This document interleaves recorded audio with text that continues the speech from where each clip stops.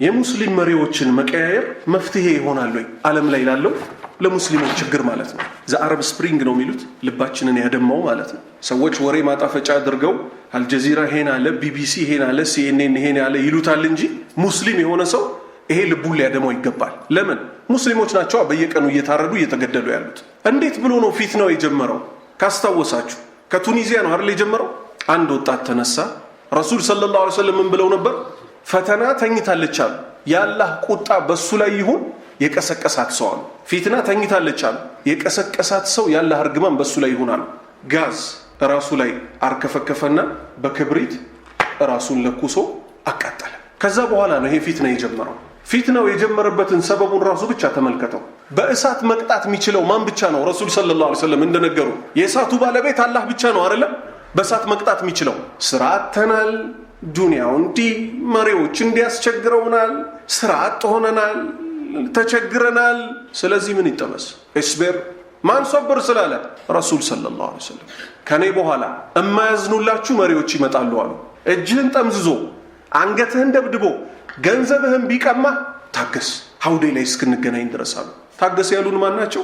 ረሱል ሰለላሁ ዐለይሂ ወሰለም። ከሼኽ ኡሰይሚን ረሂመሁላህ ሪያዱ ሷሊሂን ኪታባቸውን ሲያብራሩ እዛ ላይ የጠቀሱት አንድ ታሪክ አለ። እሱ እናነሳለን። ዛሬ ሰዎች ማንና ማንን የተመኙት? ለአረቦቹ መሪ ማንን የተመኙት? የሙስሊሞች መሪ እንደ አቡበክርና እንደ ዑመር ቀጥ ያለ መሆን አለበት ነው አይደል የሚባለው? ሁሉም ሰው ከበሮ በሰው እጅ ያምር ሲይዙት ያደናግር ነው አይደል? ከታች ሆኖ ኮሜንት ማድረግ ቀላል ነው።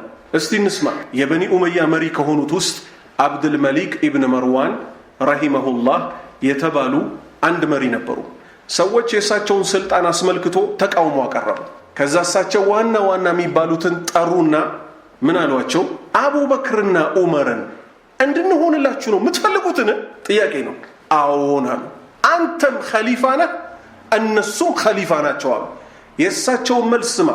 በአቡበክርና በዑመር ዘመን የነበሩትን ሰዎች ሁኑልን፣ በእነሱ ስር ማለት ነው።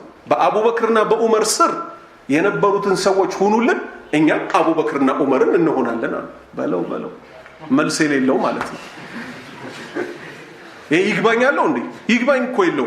አንተ ለአላህ ከተመቸህ፣ ጥሩ ያላህ ባሪያ ከሆንክ፣ እንደገና ጥሩ መሪ አይደል የምትፈልገው?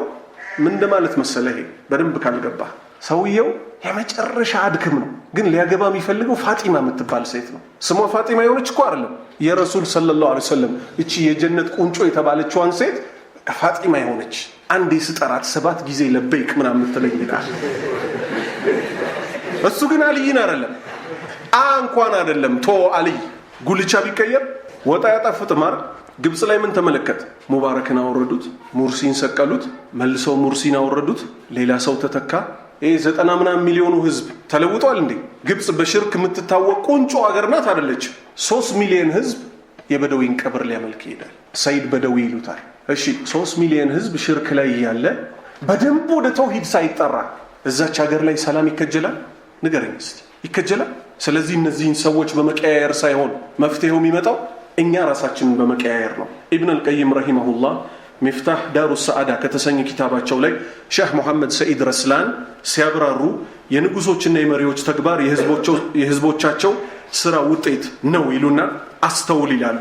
አስተንትን ከፍ ባለው ጌታ ጥበብ የባሪያዎችን የሚመሯቸው ንጉሶችና መሪዎች እንደ ባሪያዎቹ ተግባር አምሳያ ያደረገ ይላል። ቢጤን ለቢጤው፣ ጥሩን ለጥሮ፣ መጥፎን ለመጥፎ እንዲያውም የባሪያዎች ተግባር የመሪዎቻቸው መገለጫ እስኪመስል ድረስ የነሱ የባሪያዎች ተግባር የመሪዎቻቸው ነጸብራቅ እስኪመስል ድረስ ንጉሶች ማለት ራስን በመስታወት እንደ ማየት እስኪመስል ድረስ ቢጤን ለቢጤ ይህ ሁሉ የባሪያዎች ተግባር ነው። እጆቻቸው ያስቀደሙት ውጤት ነው።